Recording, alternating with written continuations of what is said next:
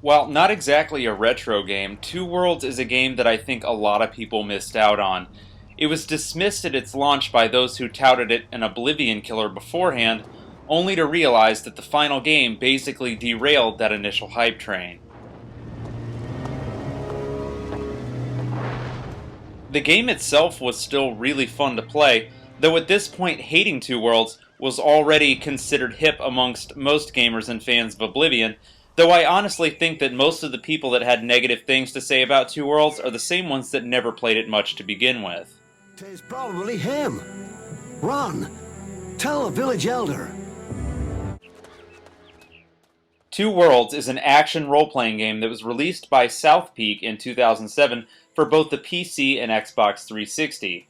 Today we're going to be taking a look at the Xbox version of the game, and I'm going to try and keep it as spoiler-free as possible, just in case any of you guys that are watching get interested in playing through it. I'll be showing footage from about the first couple hours at the beginning of the game, and I can assure you that it's entirely possible to put in well over 100. The storyline in the game boils down to you, the protagonist, having to rescue your sister Kira from some bad dudes. It isn't terribly exciting, but it's functional. Most of the time you'll be paying much closer attention to the side quests and partaking in lots of exploration, so the main quest becomes kind of an afterthought until you need to do certain things to get to different places. He believes he owes me something. There's a lot going on in this one, and since it's a sort of free-roaming RPG, there are also tons of locations to find and explore. The map in this game is huge, but thankfully there are teleporters that can be used to travel long distances in a snap. You can also travel via horseback, but maneuvering a horse in this game is about as easy as pushing a refrigerator up the side of a mountain. I would strongly suggest running or teleporting most of the time to get where you need to be, unless it's a straight line from point A to point B, in which case you should be okay with the horse. Alchemy and weapon upgrading play a big part in Two Worlds as well, and can be done with little to no effort. You can actually end up making potions that will permanently increase certain stats for your character by mixing the right ingredients. And weapon upgrading can be done by simply combining more than one of the same weapon. This ends up being extremely useful as far as inventory management goes, especially when you're looting a bunch of the same weapons and armor from a group of enemies. You'll also be looting different effect stones that can add modifiers to your weapons once you combine them. For example, you can find a poison stone that once combined with your weapon will cause it to poison the enemy while you're fighting it. There are several different ones that you'll come across during the course of the game. Now, we are playing an RPG, so of course, we're going to be leveling up. When you level up in Two Worlds, you're given a certain amount of points that can be used to drop in your 4 basic stats, like Vitality, Strength, Magic, etc. You're also given another few points that can be dropped into skills.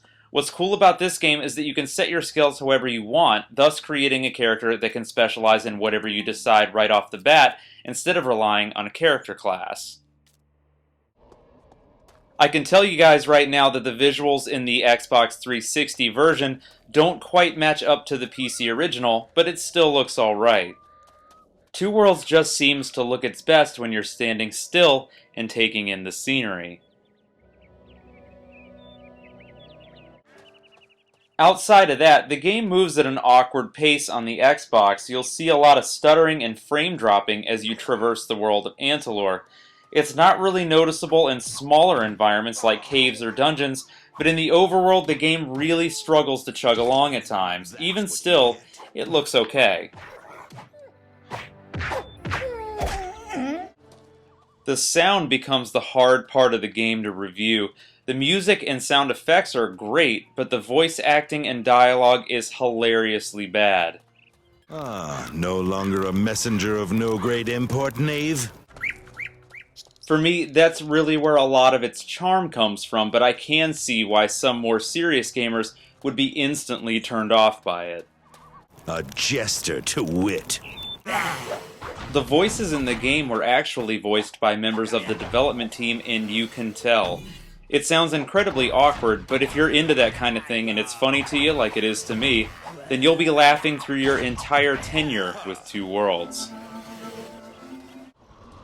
What makes it even funnier is that the bad guys and creatures in the game are referred to as the Taint, and some of the accidentally suggestive uses of the word are brilliant. I never get tired of hearing awkwardly voiced NPCs talk about the scourge of the Taint. The Taint. People do not speak much of it. They prefer to pretend that it does not exist. Two Worlds is a pretty complicated game as far as controls go on the PC, so cramming all of that functionality into the Xbox 360 controller was a hard thing to do. Luckily, it all works pretty well, and once you get used to it, the game controls fairly smooth.